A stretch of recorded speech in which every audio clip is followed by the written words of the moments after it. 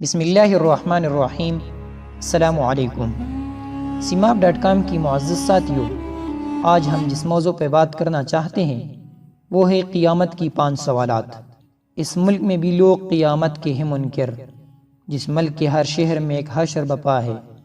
میٹھی میٹھی اسلامی بھائیو، ہم خواروئے یا ہنسے، جاگے یا غفلت کی نیند سوتے رہے، قیامت کا امتحان برحق ہے۔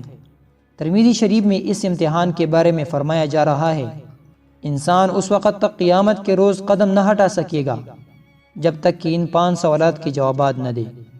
تم نے زندگی کیسے بسر کی، جوانی کیسی گزاری، مال کہاں سے کمایا اور کہاں کہاں خرچ کیا، اپنے علم کے مطابق کہاں تک عمل کیا۔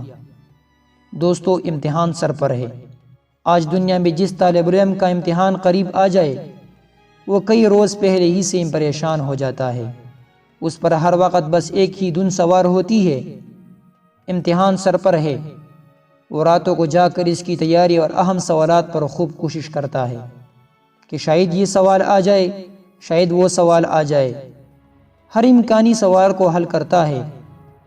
حالانکہ دنیا کا امتحان بہت آسان ہے، اس میں دھاندلی ہو سکتی ہے، رشوت بھی چل سکتی ہے، جبکہ اس کا حاصل فقط اتنا کہ کامیاب ہونے والے کو 1 سال کی ترقی مل جاتی ہے، جبکہ فیل ہونے والے کو جیل میں نہیں ڈالا جاتا۔